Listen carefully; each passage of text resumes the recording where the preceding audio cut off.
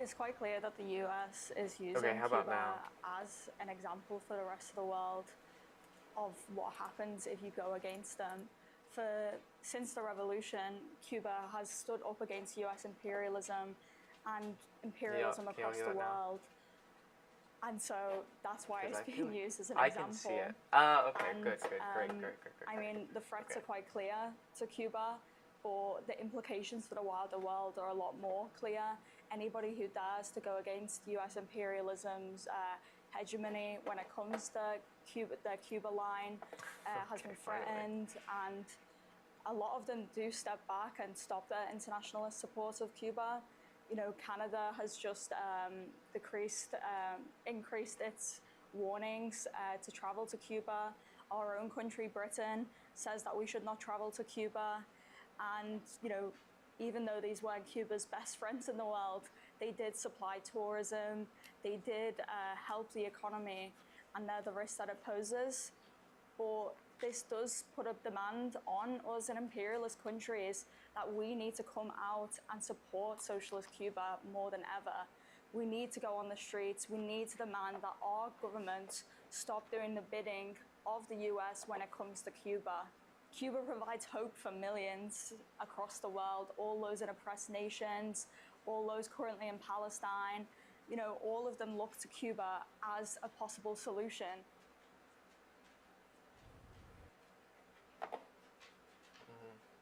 And it's not just hope that Cuba gives. The destruction of the Cuban Revolution would be a genuine health crisis for many places around the world where Cuban doctors go as part of And in the the framework of the international, centennial of Fidel revolutionary Castro, a internationalism. delegation from the Revolutionary Communist Group of the United Kingdom arrived in Cuba. They visited Can you art hear me studios fine? in Havana to I don't discuss know. the impact of US measures on the Cuban people and the significance of the island to the world. It's quite clear that the US is using Cuba as an example for the rest of the world. This is the same video. Sorry.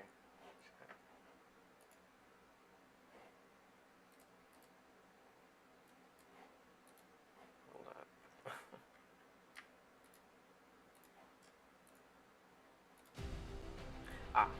Here is the one I wanted to show. Okay.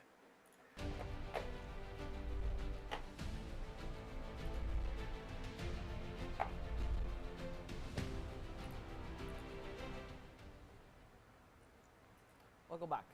On the wake of the centennial of Fidel Castro Rus, various civil organizations from around the world reaffirmed their solidarity with the Cuban people. Despite the sanctions imposed by the US government against the island and the persecution of those who attempt to express their solidarity with the country, nearly 1,000 delegates from various civil and political organizations met in Havana to commemorate the centenary of Commander Fidel Castro. The delegations arrived with donations of medicine, solar kits, and basic supplies collected in different countries through solidarity campaigns for Cuba. These actions seek to break the economic, financial, and energy blockade imposed by Washington and to refute narratives that attempt to picture Cuba as a threat to the region's security.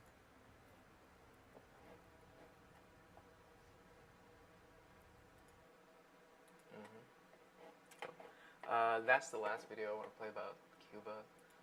The next thing I want to talk about is South Korea.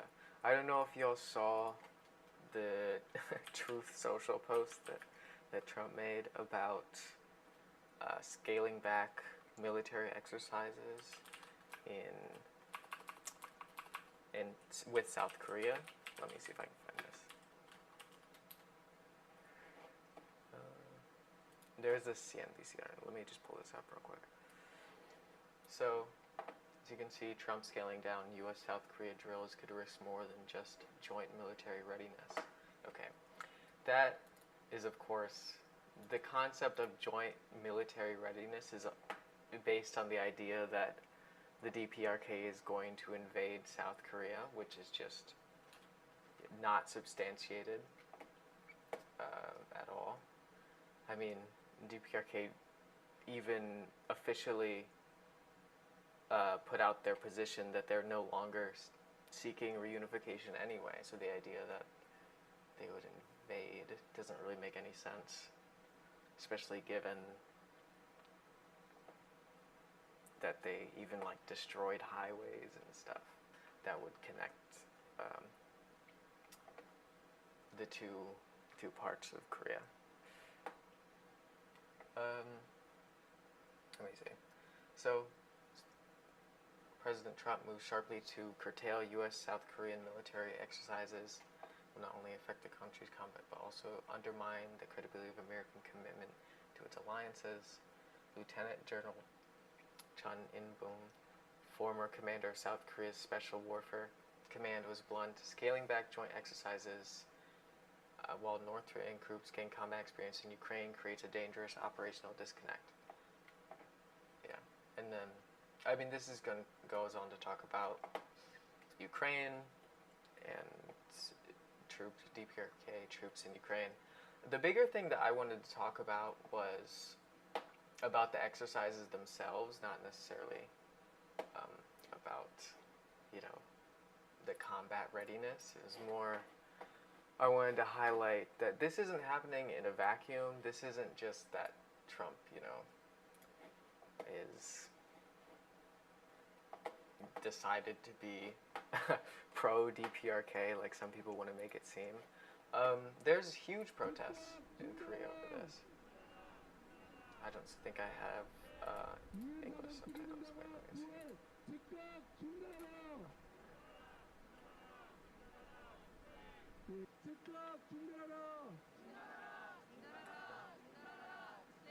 이재명 정부 비판한다. Yeah.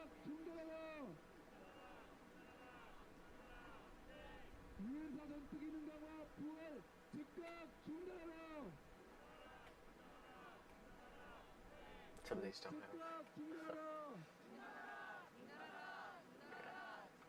이재명 정부 비판한다. 현지 주민들에게 피해를 끼치며 이들 국가를 미국의 전쟁. 이재명 대통령 비판한다. 한미 연합 전쟁 연습 즉각 중단하라. 안전을 파괴하고 한반도의 예년과 다른 수준의 안보 불안정을 유발하는 일체에 지금 당장 중단하라. 이 연습 자체가 방어훈련이라는 명분을 하지만 실질적으로 군사 연습의 내용이나 범위에 있어서는 분명하게 대중국, 대북한에 대한 침략전쟁, 전쟁 연습 훈련으로 밖에 볼 수 없고,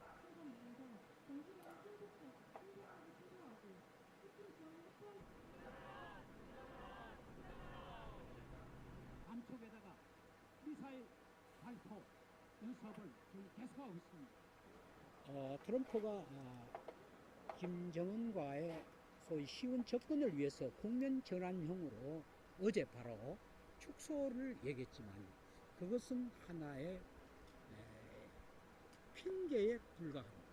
근본적으로 이 연습훈련은 앞으로도 계속 되기 때문에 우리 시민사회는 근본적으로 한미 군사훈련 연습을 근본적으로 중단해야 된다. Okay, so let me see. Also, what I want to talk about here is this is not just geopolitical, it's also about US imperialism and militarism, not just in Korea, but also in the entire region. There are protests like this. In Hawaii, there are protests like this against not only the militarization, but against the environmental impact. The US military is the world's leading polluter. So that's always going to be an aspect of this as well. Imperialism can't be separated from environmentalism. There's another aspect of this as well that I want to talk about. Just this study here, Modern Day Comfort Women, the U.S. Military, Transnational Crime, and the Trafficking of Women. This is in South Korea. Comfort women is a term that originates from the enslavement of women by the Japanese. So you have U.S. military bases in South Korea were found to form a hub for transnational trafficking of women from the Asia Pacific and Eurasia to South Korea and the United States. This study conducted in 2002 examines 3 types of trafficking that were connected to U.S. military bases in South Korea. So this is ongoing, this is older from 2002, but this is still a problem. And from my perspective, this, in any reasonable situation where this is occurring, it would be the end to that base's existence, right? Any reasonable response to this would mean that South Korea and the U.S. would have to have an antagonistic relationship, and it would mean that if they actually took this seriously politically, that these U.S. military bases couldn't exist, and it's part of the reason why people are protesting this. Okay. The next thing I want to talk about is this story. Let me see. From Transitics. I don't know, you might be familiar. This is barred from housing with men. The Trump administration is now moving trans women to a segregated prison unit designed to make them suffer.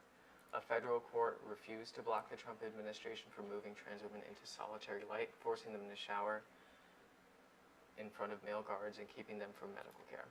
So this comes off of a broader context of an escalation against trans prisoners by the Trump administration.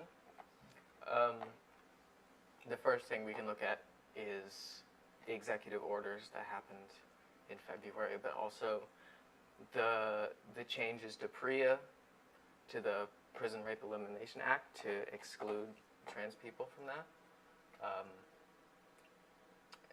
So it's just been escalating attacks. Oh, sorry. Okay. In February, the Trump administration released its policy concerning the treatment of trans people in federal prisons. As Transitics reported at the time, the policy is horrific. Under it, the roughly 2,200 trans people in federal custody will be medically and socially detransitioned against their will on the name of helping them, quote-unquote, recover from gender dysphoria. And over the next few weeks, more details emerged.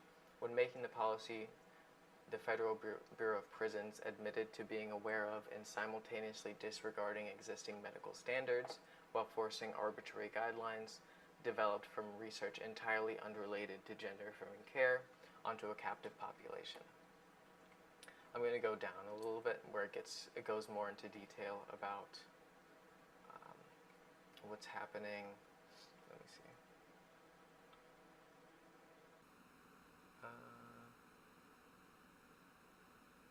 Where does it talk about this?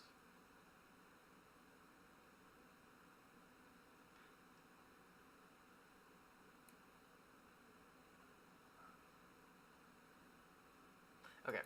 As part of the January 2025 executive order that stripped trans prisoners access to health care, the Bureau of Prisons was ordered to ensure that males are not detained, quote-unquote males, are not detained in women's prisons, that is, trans women. Within days, the handful of trans women housed in women's prisons were informed that they would soon be transferred to men's prisons, where they'd face alarmingly high rates of physical abuse and sexual violence. They quickly sued, and Lamberth, also in charge of their case, has so far issued 7 injunctions preventing the Trump administration from housing them with men. Despite this, they're now housing trans women within a sort of what's described in the article as a solitary confinement light, separated from cis women in women's prisons. So let me go down to where it talks about the conditions there. Here, one of the plaintiffs, known by the pseudonym Emily Doe, described the unit's conditions in a July court filing. All of us are transgender. We are housed with 2 women in each cell. We are not allowed to leave the unit unless we are escorted and surrounded by corrections officers. Because of the staffing required to move us, the officers never want to bring us anywhere. Meals are delivered to the unit, and we must eat in the unit, or sometimes in our cells. We must shower in the unit. We must use the toilet in our cell in front of our cellmate. Another plaintiff, Carla Jones, wrote similarly. I am in this unit at least 23 hours a day. It was 24 hours a day until recently. I started going to recreation for our only allotted hour outside the unit to try to improve my mental state. But there is no outdoor recreation, and 1 hour outside the unit is not enough. We don't have access to meaningful programming or educational opportunities while in this unit. My only exposure to the sun or ability to be outdoors is about 5 to 10 minutes a day when we are escorted and walked to and from the recreation building. Even those brief walks are stressful, as they have to shut down the facility and guards surround us to ensure that none of the incarcerated women can see us, that is, the cis women.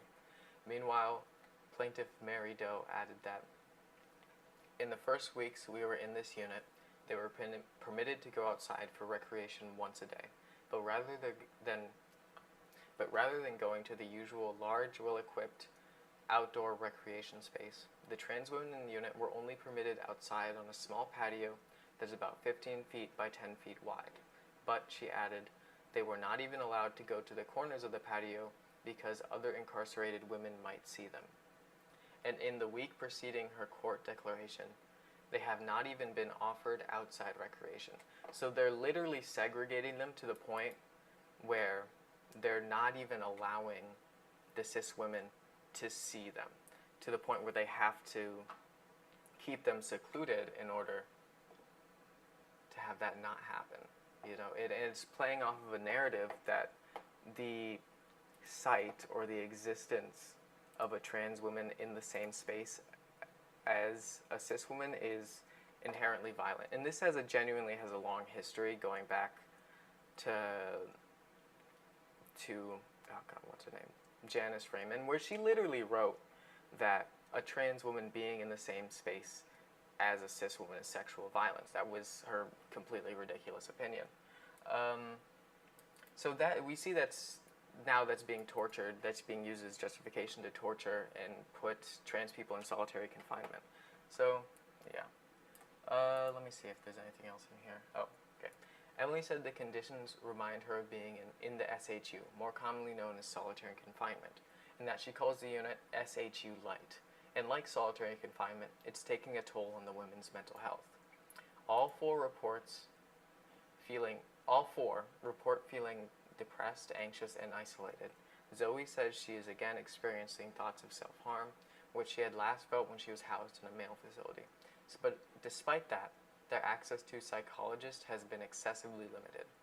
Emily says, I'm in these conditions because I'm a transgender woman. Mary says, we can sometimes be sent to segregated unions when we do something wrong, but I have not done anything wrong. I'm only being treated this way because I'm a transgender woman. Meanwhile, Jones is much more unequivocal. It feels like the Bureau of Prisons the Bureau of Prisons is really trying to tell me by isolating me this way is that I am not and never will be a woman. That is the point. It's a kind of psychological warfare. And it's not just used against trans people. It's used historically to the modern day against African people in prisons, against black people in prisons, where black women and black men are treated so poorly that they're not allowed that dignity to be seen as themselves, but just, you know, as a prisoner.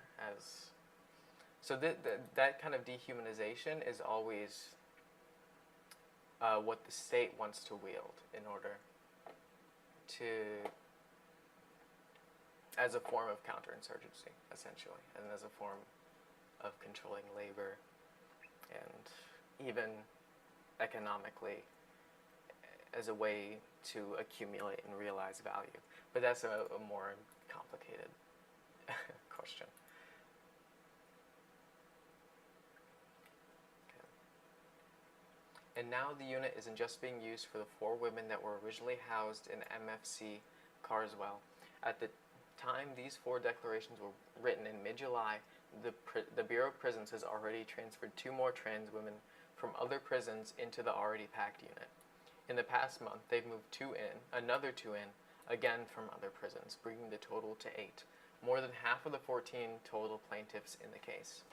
This raises an important question.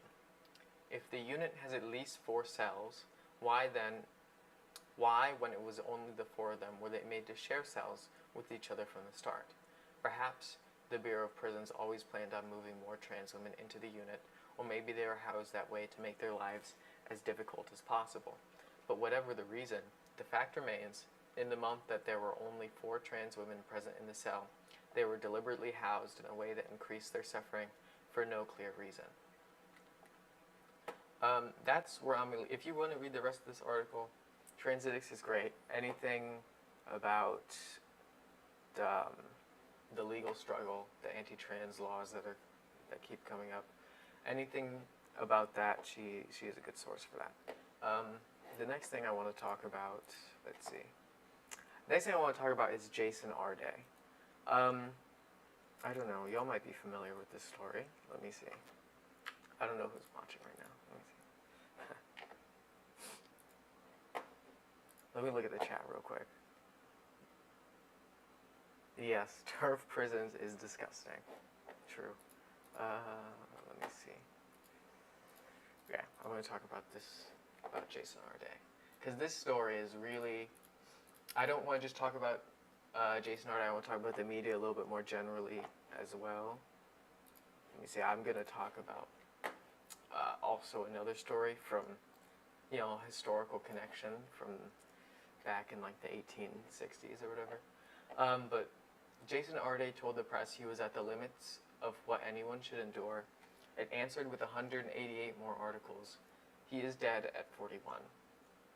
On August 5th, 2026, Jason Arday resigned from Cambridge, writing that he had reached the limits of what any person should reasonably be expected to endure. On the 14th of August, he was found dead at his home in Battersea. I'm not sure, I assume they would update it if they did know the cause of death specifically, but I don't know at this time. 229 articles in 22 days and 106 more since. This is the scale of the media attack against Jason Arday. And the attack was a weaponization of the media against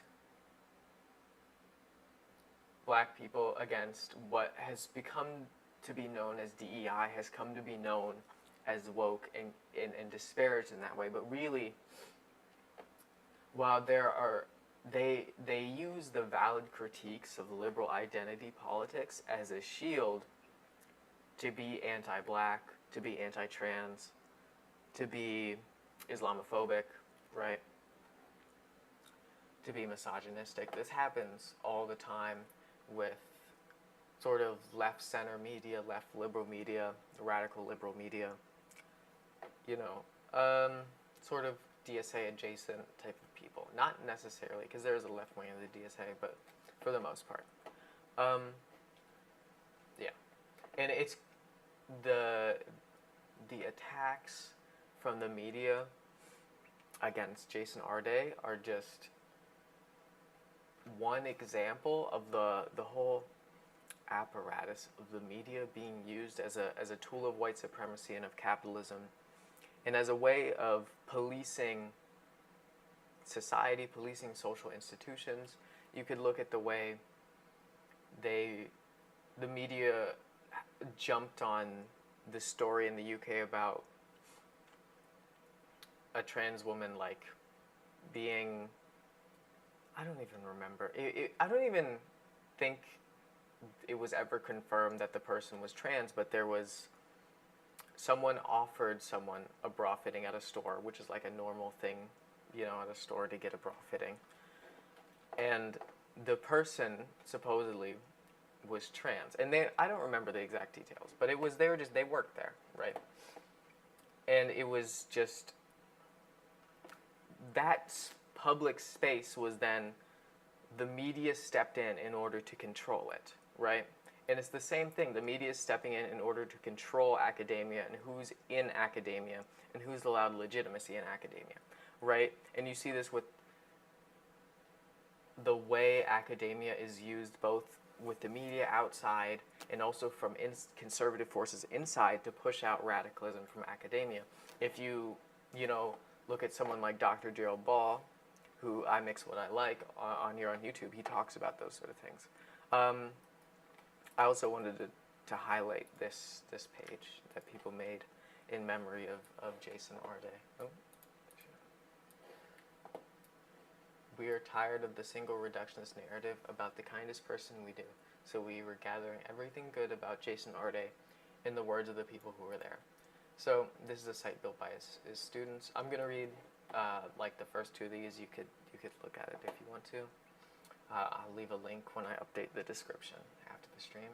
Or probably I won't post this. I'll probably clip it and then update the description. So Jason stopped me after class to tell me I should become an academic. At that time I was rejected from a PhD application. I wasn't sure if I should keep trying. He told me it's their loss and was willing to supervise me himself just to ensure I don't give up. I'm doing my PhD elsewhere now. I always assumed I'd run into him at a conference one day and get to tell him. I'm so sad he isn't here to witness my growth. My journey is a trajectory he set off. I hope I've made him proud. I hope I'd have made him proud. Okay, and then the second testimony. I met Jason in my first year as a grad student at Cambridge when he visited the faculty before becoming professor. At the time I felt exhausted as one of the few black students at the faculty and felt pretty isolated. When I saw him in the faculty, his smile was like a warm light in a cold winter. We had a chat about blackness in Cambridge. I remember him telling me how important it is for us as minority academics to stick together. It was a short interaction, but one that was significant, so reassuring to see a face like mine, especially one that was so kind and confident in this space. He really gave me the hope that I could make it here too. Thank you, Jason. So I just wanted to highlight that, how the people who actually knew him are remembering him versus, you know, how even left media like Novara Media's coverage of it, right? Well, you know, okay. The next thing I wanted to talk about as a continuation of this, well, actually, no, hold up, I'm going too fast. The next thing I want to talk about as a continuation of this is not what I thought I was about to talk about. The next thing I want to talk about is Frances Thompson. Let me pull something up real quick. Because she was also hounded, well actually, yeah, a little more. She was also hounded by the media. I have 3 examples here. She was a trans woman born 1840, 1876. She was born into slavery to unnamed parents in Alabama. Also was living a free woman in the black community in Memphis, Tennessee. Thompson made a living doing laundry and lived openly as a woman. The Memphis riots began on May 1st, 1866, after black soldiers, women, and children began to gather in a public space in South Memphis. Gunshots broke out following the police's attempt to break up the group and arrest 2 soldiers. So there was riots, a terror attack against the black community there, right? And she was attacked and raped during that. And she testified to Congress. She was the first trans woman, I think, to testify to Congress, supposedly. Yeah, there's no way to prove that. But, what I want to look at here, sorry, my dog's going crazy. How do I mute this? Go? Okay, she stopped. Well, I guess that's it. What I want to look at here is, I have 22 examples, not 229, but I do have 22 examples of newspaper clippings from like the 1870s that are just about Frances Thompson, and basically just hounding her, and how this has been a strategy of the media as a way to police white supremacy and to police institutions, to police black people for hundreds of years, right? So, I'm going to pull this over here. Let's see.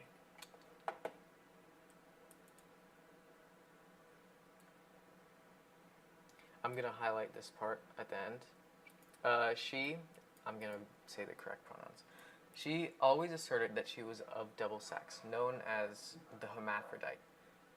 But this is Frances Thompson.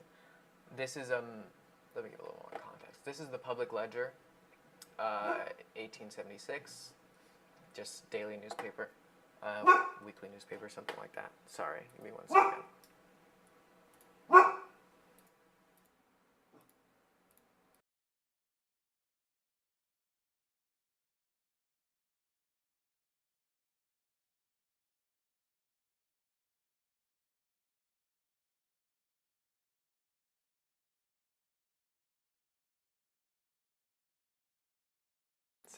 Sorry about that.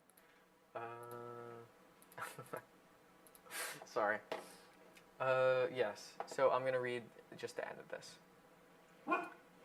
But she is not a human monstrosity or monster accepting crime. The physician testified before, I can't quite make that out, this afternoon that official fined the villain being Frances Thompson, $50 for a misdemeanor, the highest penalty that could be imposed. The Attorney General is now looking up the law with reference to the case in light of a state offense. Hereafter, Frances will have to wear male apparel and will probably serve out a term of 100 days on the chain gang. This is not exactly the one I wanted to pull up, though. Y'all can't probably read that, but let me see. There's another thing that I wanted to show. Here's what I actually wanted to show. Oh, shit. Sorry. Well, actually, it doesn't matter. Let's see. So this is not even about Frances Thompson directly. This is about, what is this? This is about like some election or something. But they bring her up. Let me see, sort of derisively.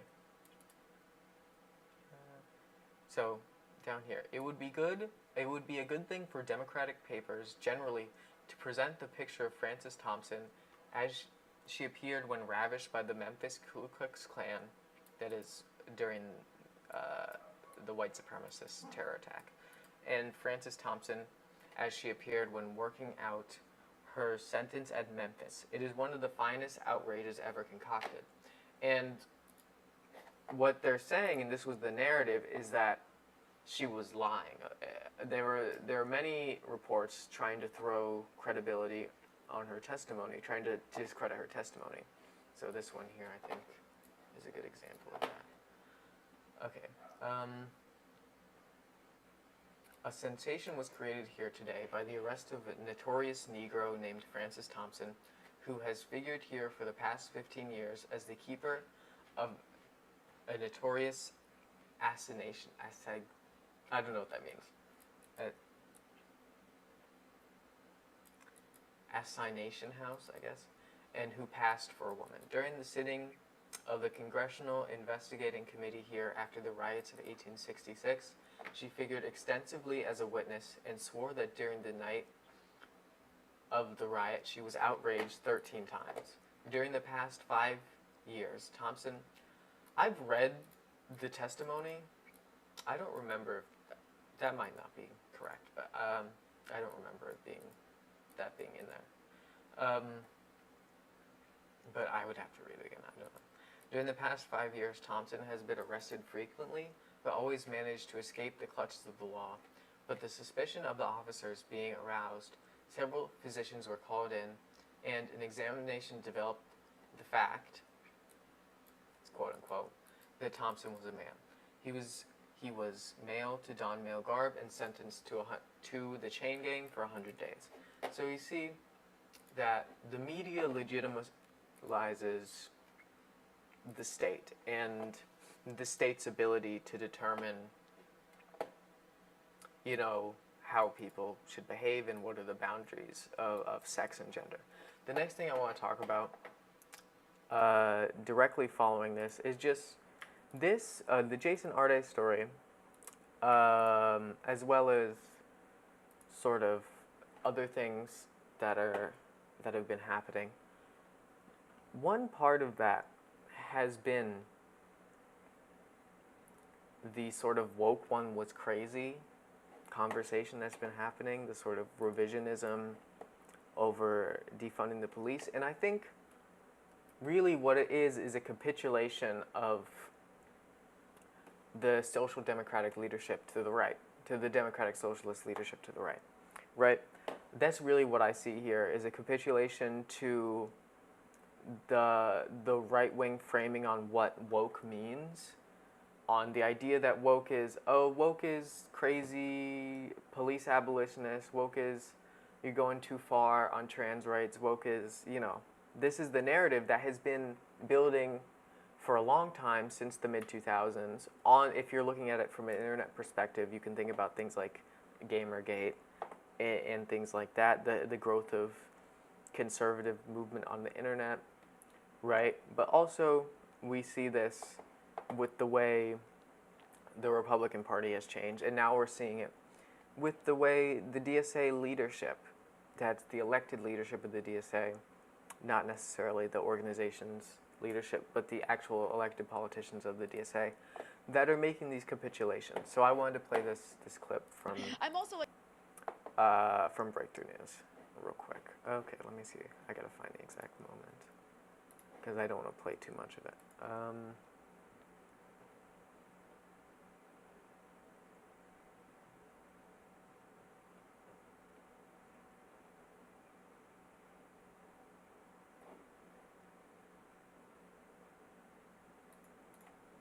You're going to hear.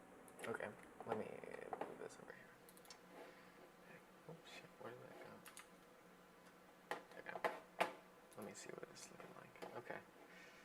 Hear it a lot in this segment because suddenly everyone from AOC to Zohra Mamdani is using it to describe 2020, the biggest uprising against police violence in this country's history, like it was some kind of fever dream. So Zoe, let's get into it. Let's start by playing the clip heard around the world for those who maybe didn't hear it. This is AOC speaking last week about what she titled Woke 1.0. I have a local city councilman that has this saying, woke one was crazy. Woke one was crazy. Okay, that's and I think that what's important is that we have to assess what was it. I mean, did the movement go too far with some of those positions? I mean, you briefly supported the idea of defunding the police. Well, I think that during this time, and especially during COVID, there was a huge opening of the Overton window. We were shut down. There was some of the highest unemployment rates that we have seen because of those shutdowns. Yeah.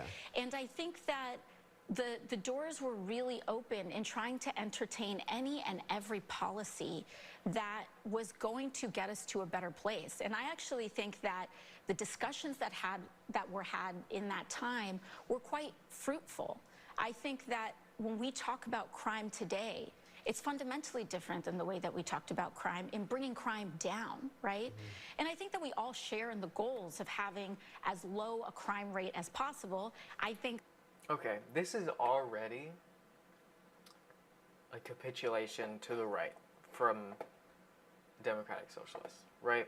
And I'm not trying to say that, like, there's nothing that good comes out of the DSA or there's nothing that we can get from having these politicians, but if they're going to continually capitulate, the only way they will ever have a progressive function is if we don't let them, right?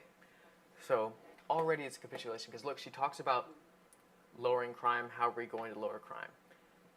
She avoids Black Lives Matter, she avoids George Floyd, she avoids the uprising, right?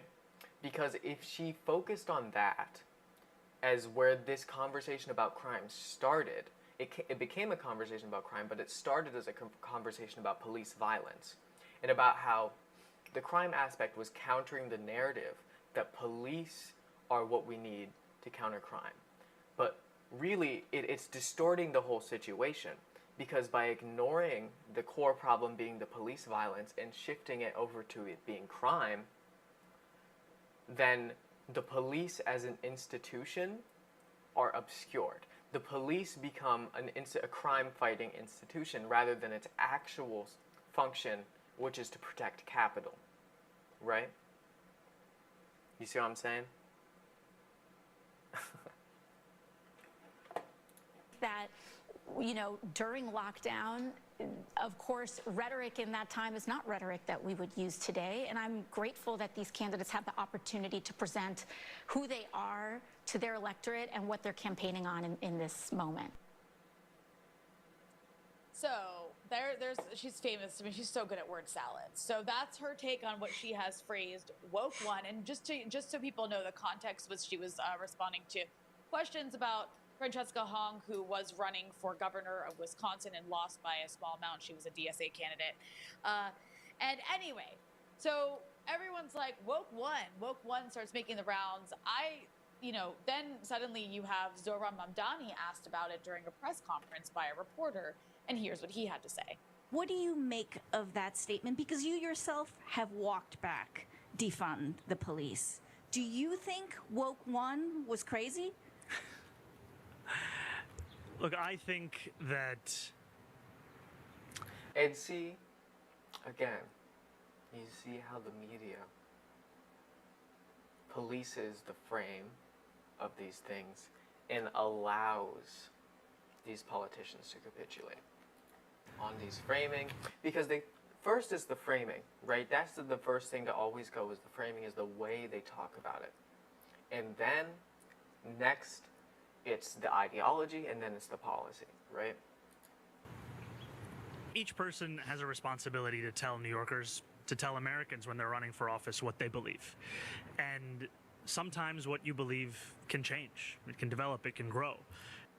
And I know that there are some for whom they still believe in that. I've made very clear that I do not believe in defunding the police, that I will not be defunding the police, and that to me, delivering critical public safety also looks like working with our police department alongside many other partners. And we've seen over the first 7 months of this administration what that can look like when we're talking about the fewest murders on record. And that's not because of the police.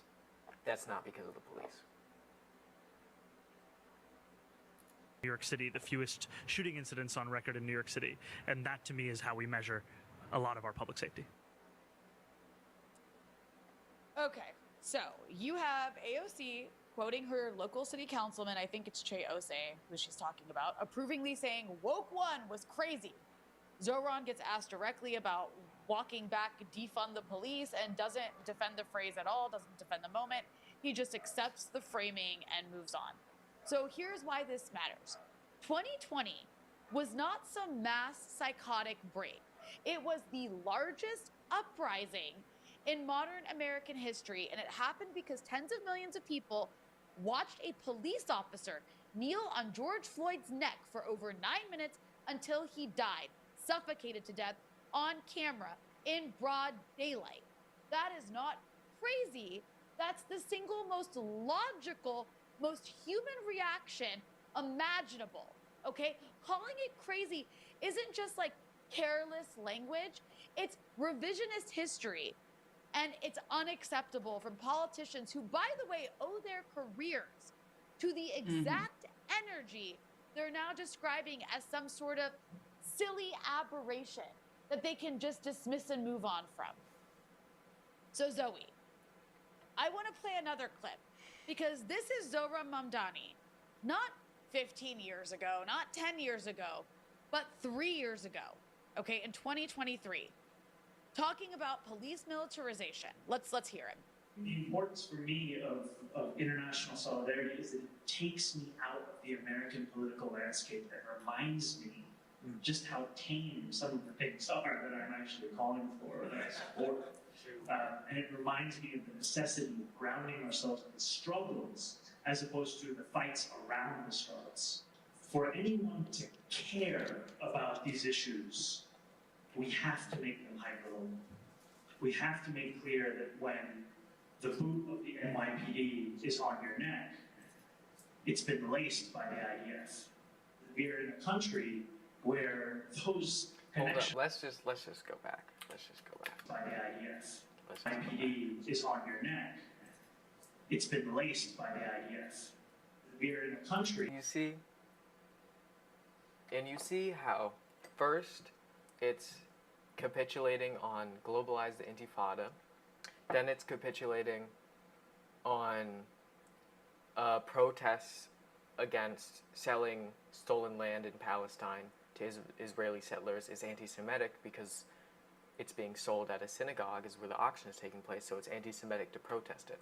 That's, you know, and then it's keeping on Jessica Tisch, who was, you know, instrumental, who was still commissioner, I think, commissioner of the NYPD, I think.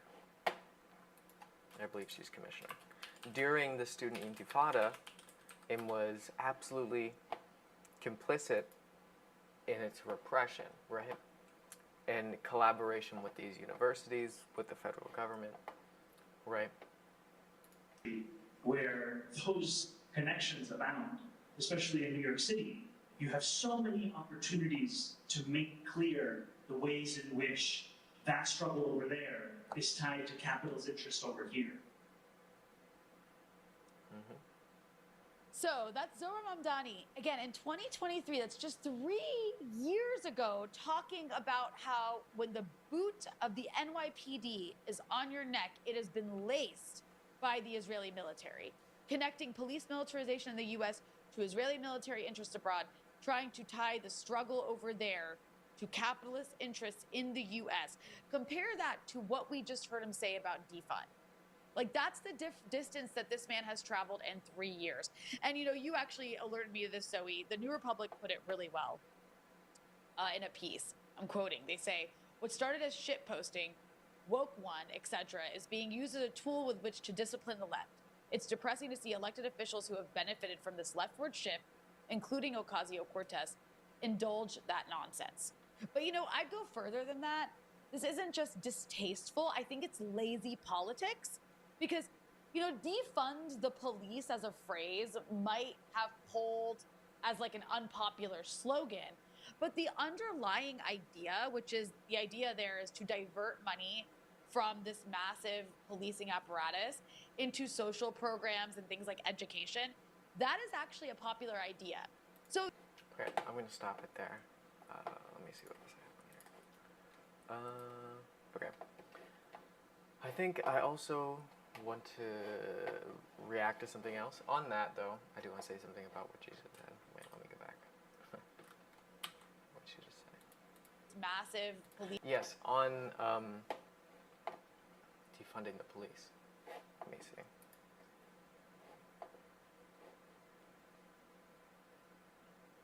You know what? I don't have anything to say. Never mind. If I remember in a second, I'll say it. I gotta pull this up though.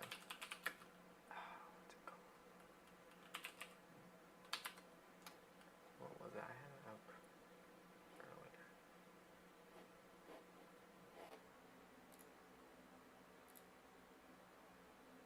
Ah, here it is. No, it's not it.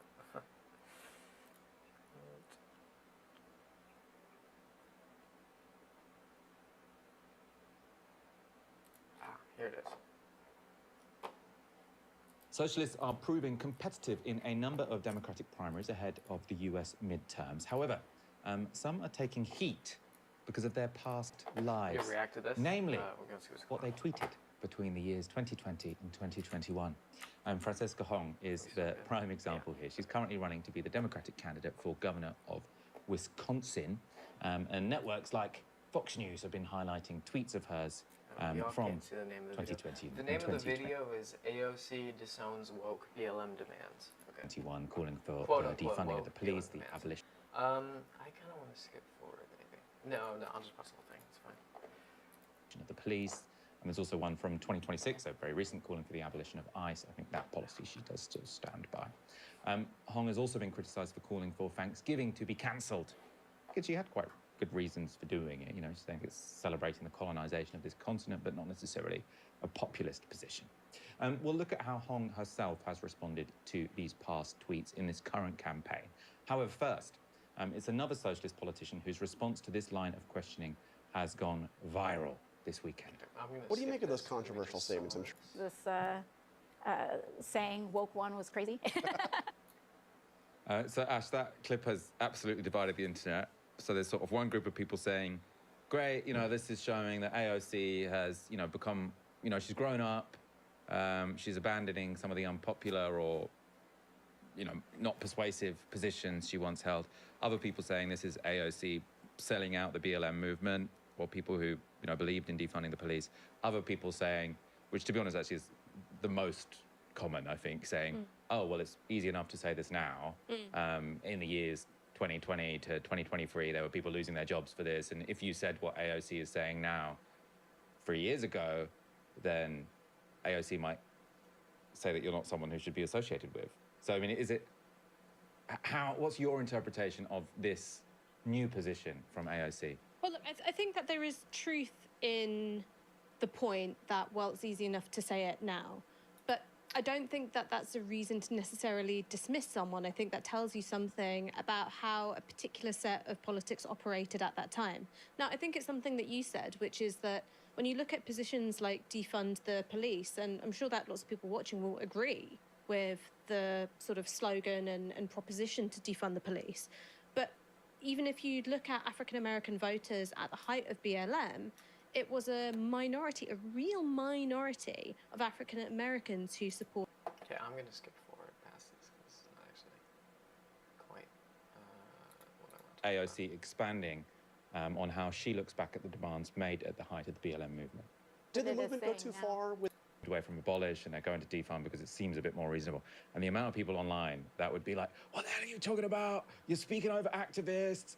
It's defund as a route to abolish, yada, yada, yada. And obviously, I didn't lose my job. My life is fine. I'm not really a victim. I tried to get rid of you, but I was overruled. Well, some people did, not anyone in the organization, but there are lots of people who are sort of like the number of quote tweets and da-da-da-da-da-da-da. And the main consequence for me, which wasn't a consequence, was people sort of saying, why do you need your voice to be heard on this issue? Da, da, da, da, da. And so I just stopped. It's giving anti-black. I swear to God. Speaking about it. It is. Which is I fine don't for me. Know. I don't really. But I feel like both on that debate. And also, this is the same person who was just making crazy tweets about Jason Arday. Did an apology, but still. And I mean, even more controversial one, sort of some of the trans debates. And you see, debates, and this is what I mean when you say woke one is crazy. What you're saying is, like, yes, there is a liberalism that needs to be critiqued, but it's a more complex situation that's being reduced down to this one word, to this one phrase, woke one was crazy. And the things that they're saying are crazy about woke one is the left wing of woke one. They're not talking about the liberal identity politics. They imply that they're talking about the liberal identity politics, but what they're talking about is harassing professors on like some logic that because he's black, he's unqualified. They're opposing defund the police and abolish the police, opposing what came out of 2020, out of the Black Lives Matter movement, right? Against police violence. They're moving against what has emerged as like the decade of trans rights that have emerged in the late 2000s over the 2010s that we're seeing a reversal of. And him saying even more controversial ones like the trans debate, that is the reversal in action, right? That is, he's not going to come out and say something, egregiously transphobic, but he's going to present himself as the lesser evil. For the left, it's the lesser evil between the far right and the center, and for the far right, or for the center, for the liberal center, their kind of brand of between liberalism and real anti-imperialist, socialism, communist, revolutionary socialism, their position in the middle here of democratic socialism, of social democracy, is serving the function, in this case, I'm not saying everyone who's like that, but it's their capitulation is serving the function of becoming a kind of lesser evil that ends up protecting the establishment as a whole. It's sort of like you talk about the Democrats and the Republicans. You have to vote Democrat because it's the lesser evil, and the whole point of that is that as a process, it takes away your options, right? And they're trying to do the same thing, trying to recapture this radicalism that is leaving the mainstream liberal politics, whether that's the Greens and your party in the UK, or that's the DSA and the Greens and other organizations in, damn, I've been live for an hour and a half,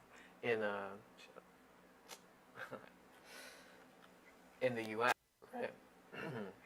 Right?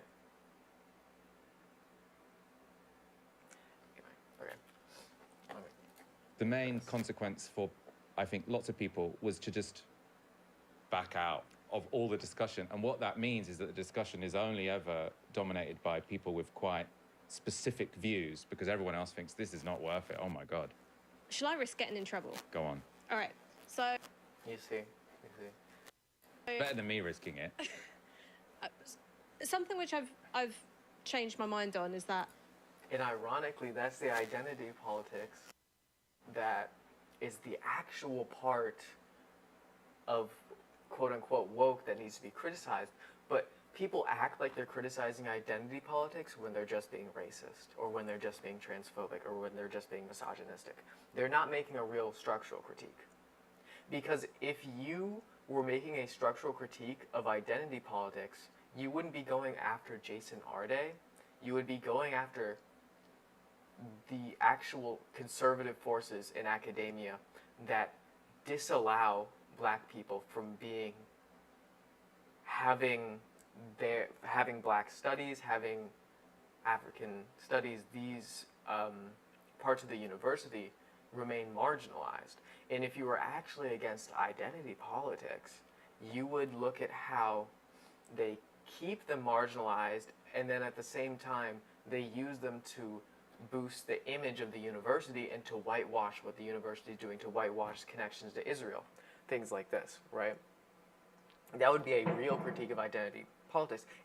And Ash does bring up Israel, but she equates the identity politics of Zionists with the identity politics, or the perceived identity politics of the left, of the actual left, of revolutionary socialists. You know, I would talk about abolition and abolition of prisons and abolition of the police, because, like a lot of people, I was coming from that position of having seen the impacts of racist policing like fairly close up, having also seen the way in which prisons contribute to the social ills that they purport to be solving.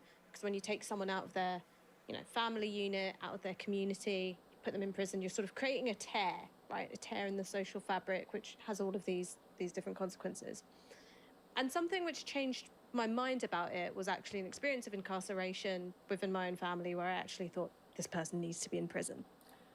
And it shows how little she actually seems to understand prison abolition, and doesn't understand.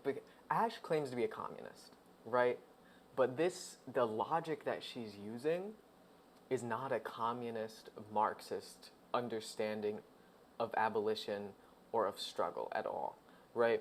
Because anyone who is a Marxist, a communist, whatever, would understand that a struggle for prison abolition does not mean we let all people out of prison right now. It means that we struggle to change the political economy of the society, the way the organization of governance of the state, democratizing that in the economy, in order so that crime, one, falls, and two, when it comes to violent crime that still exists, because, I mean, it's the logic of defund the police, right? Of investing in actual social services, investing in things that will actually reduce crime, rather than militarizing a community instead, right? And yes, there will still, at least for some amount of time, there will be some form of incarceration, of detention, in which people are separated from society at large because they're violent for some given amount of time. And with that, prison abolition seeks to make that process not about arbitrary punishment and cruelty, but about rehabilitation, right? Right. There isn't an alternative to this person being in prison, and in a moral society and in a just society, that's where they should be. And whenever I tried to bring this up with friends of mine who are still abolitionists. See, the fact that that take makes you no longer an abolitionist doesn't make any sense to me. Because, again, you're viewing this thing as a static thing and not as a process, as a historical struggle of abolition. As, oh, prisons are wrong, so no one should go to prison, but that conflicts with the fact that this person, in my opinion, and validly, I'll say, maybe, I don't know, but likely, right? It's probably not invalid that the person should be in prison if these alternatives don't exist. But to say you're not an abolitionist, to say you no longer support the struggle for those alternatives to exist, to disavow the people who are actually doing the work right now, not just about, well, you know, maybe I would still support those policies, but by trashing the term abolitionists, and by disavowing them, by saying that it's going too far, you're disavowing the people who are actually building those alternatives, who are actually doing the effort in their communities, right? They just couldn't wrap their head around that part. And when I would say, but hang on, like, aren't we proposing a society where prisons are eliminated? Then it would get into these very semantic arguments of, well, no, because whatever force we have to deprive people of their liberty or separate them off from society would be so different from the police, it would no longer be called police, which I just think is an argument about language. It's not an argument about content. Obviously, I want how policing operates and prisons work to be really different. Or it would be a setting of homework, right? Well, if you go and read Ruth Wilson Gilmore. And so I would then start going, okay, but abolition had a really specific meaning. The abolition of slavery meant one day you didn't have slavery anymore, right? It wasn't, well, we're going towards a horizon where okay, but no, it is. Because slavery did not just end with the abolition of slavery, especially in the US. We understand that that system was transformed into mass incarceration, what we have now. So it's not just a one and done, we abolish slavery and it's over. It is a continual historical process until the state no longer serves that function or no longer exists. No more slavery. It's like, no, there will be no more slavery. And so... But that's not how it actually happened in real life. That's a liberal version of the narrative of abolition. You see what I'm saying? And, oh shit, I went back. Policing, like fairly close up, have to deprive people of their liberty or separate them off from society. It would be so different from the police, it would no longer be called police, which I just think is an argument about language. It's not an argument about content, obviously. I disagree. It is an argument about content, because even if you have an organization that on paper does some of the same functions as the modern police do, the class content is different under a different organization of the economy, under a different form of society, under a proletarian society, under a free society, an anti-racist society, right? The services that are necessary that the police do would have to be taken up by other organizations or organized in some way, but that is not the same as the institution that arose out of slave catching and union busting. It is not functionally the same because historically there is a different class content in the organization. I want how policing operates and prisons work to be really different. or it would be a setting of... And the policy changes, the reforms that you would want to see are, it is the privatization, it is the organization of politics and the economy under a capitalist organization that is the barrier to these reforms, which is why you need a new organization of society. Homework, right? Well, if you go and read Ruth Wilson Gilmore. And so I would then start going, okay, but abolition had a really specific meaning. The abolition of slavery meant one day you didn't have slavery anymore, right? It wasn't, well, we're going towards a horizon where... But it was, though, because, again, not only was the abolition struggle an ongoing struggle because of how mass incarceration developed out of slavery and why it's called abolition. Not only that, but also the struggle for abolition in the Americas for the end to the African slave trade, to African slavery, to the enslavement of Africans, I should say. The end to that system was a centuries-long struggle.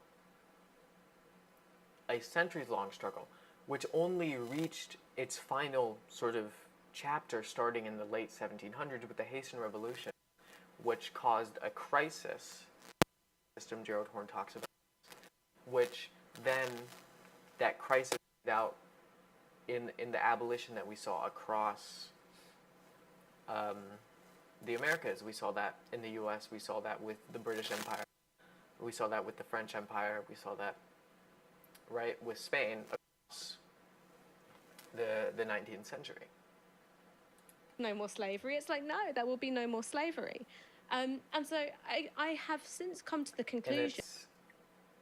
It's the view that the abolition of slavery was a legal act and not a political struggle. That it was just something that, yes, there was a struggle, but then, you know, Abraham Lincoln did the speech and then they signed, you know, they did the 13th Amendment and then slavery was done. As if it was like, this day we had slavery, next day slavery's gone. It's not to the right. That abolition is often invoked, and I'm not saying this about, you know, Ruth Wilson Gilmore, Angela Davis, who I'm sure have thought a lot about this, but it's often used by people in the movement to make reform sound spicier than it actually is. And I think that has got something to do with subculture. I think it's got something to do with the way people turn to politics when what they actually want is either subculture, like you're not a real punk, I'm a real punk, or religion, which is a certain form of certainty of this is right and this is wrong. Whereas politics is actually about negotiation and prioritization, persuasion, coalition building, these things which have... I would say on this that, yeah, that's somewhat true to a certain point, that people go into politics looking for certain things that you could get from religion or from a social subculture, right? But also there is an aspect of building a real community and building the connection between actual social life, living subcultures, living religious communities, and connecting that to the struggle, right? Because it's not just about, oh, we're doing politics over here and we're doing coalition building and then over here there's culture and there's religion. There is a link between the two, and there has to be a relationship between the two, because politics serves the community, it serves the people. That's the point. While all our politics now serves a particular class, serves the capitalist class, the billionaires, however you want to say it, the 1%, the bourgeoisie, whatever. You know, we know who we're talking about. Have various forms of compromise kind of built into it, because that's what it means to negotiate something politically. And again, I just don't think that people, and there are good reasons for this. I think that when you watched the video of Eric Garner being choked to death, or George Floyd being suffocated, or you hear the 911 call, Trayvon Martin being killed by George Zimmerman, all of these things have very visceral effect, right? You don't really want to think politically and tactically. You do feel the fact that I don't think that's true. I really don't think that's true. I think that if your response to police violence, even as it's an emotional response of anger, of outrage, of sadness, of grief, if it can still be a political response, and it can still be the impetus for a real politics, for a revolutionary liberatory politics. And I think the idea that communities close to police violence, affected by police violence, that they are not thinking as tactically, as politically, because that's essentially what she's saying. She's saying these people, these abolitionists who are responding to these things make you not want to think politically, and therefore the people who are closest to these things, who are advocating for the most left, most radical aspects of these policies that are opposing police violence, that they're doing this out of emotion and not out of a centuries-long historical tradition of radicalism. Oh shit, what is happening? Oh, I'm back. Okay. Hello? Hello? Chat? I don't know what's happening. You know, so morally outraged and offended, it's very right and it's very wrong. Okay. I think my internet is if you're making starting to get political bad. demands, actually. So we're going to cut the stream here, chat, because I think my internet is not being on. But that was a good first stream.